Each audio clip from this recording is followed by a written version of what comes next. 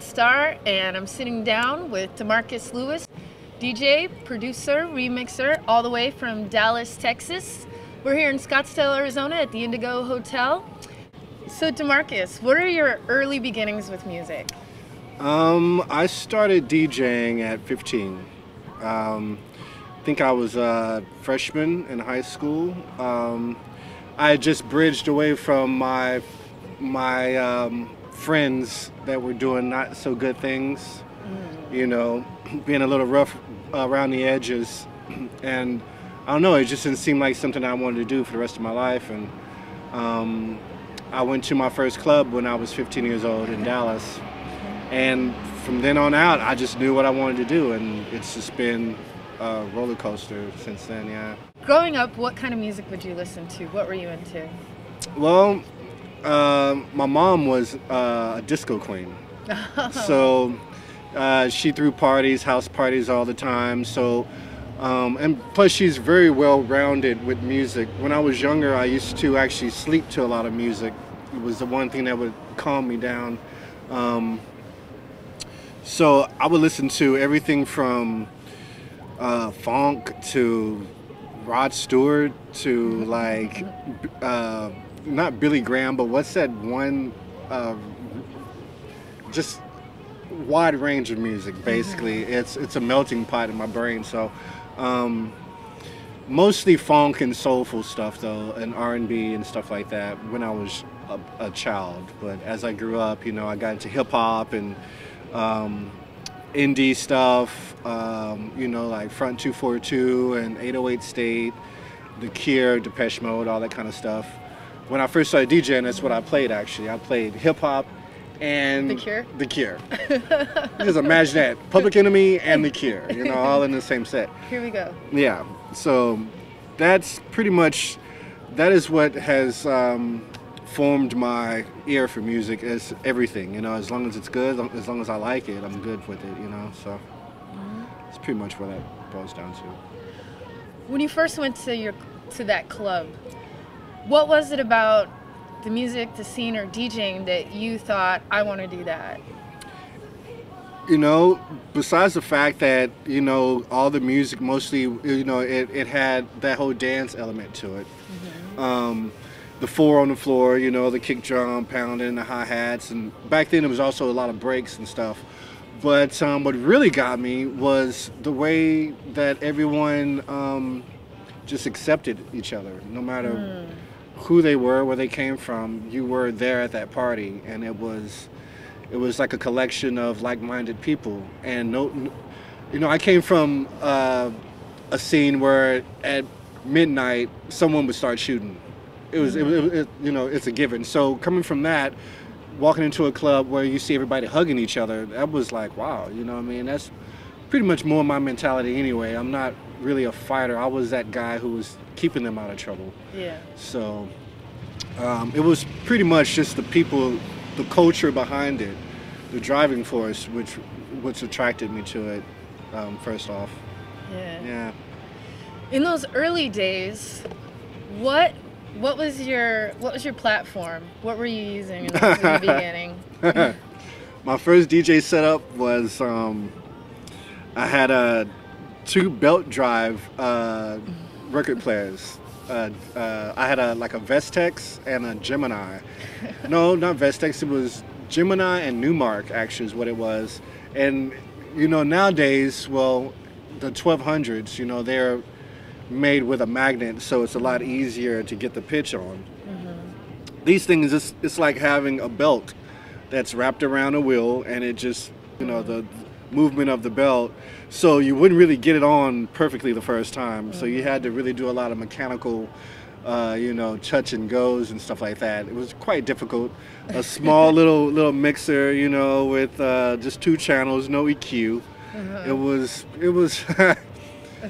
it was interesting. Before that, though, I did actually do the thing that we were talking about earlier with the tapes. You know, making mixtapes from tapes, pause, hitting the pause button. Exactly, you know, at the end of the song. Exactly at the end of the song and letting it go. And so that was my first experience. But when I really realized this is what I wanted to do, which was at 15, I was 16 years old, I knew this is what I wanted to do. There was no question. Wow. So that's what I started off on. How do you think practicing and working on those turntables led to your abilities now? Why do you think it's important for DJs to learn that, as opposed to just jumping in and doing Tractor or those other programs and controllers that are out there? Well, I would hate to sound cliche and say the whole paying of dues thing, but you know, you perfect your craft the more times you do it. You know what I mean? Like, if it's like anything, the more you practice it, the better, you know, it all comes out in the long run. So besides the fact of being not necessarily a purist of DJs, because I'm not, I believe that if you do use Tractor or something like that, use it at your best ability. Don't just use it to just, well, basically, to wrap it all up, Tractor allows you to half-ass. It allows you to just go with emotions and not really put a lot of, you know, talent, so to say, you know, technique behind it, because it does it for you. Yeah. It takes away the human element, basically. Right. It's okay to mess up, because that is a part of the whole condition. That's a part of the whole thing. You know, we are performing live. This isn't a pre-recording, you know, so it's okay to have mistakes.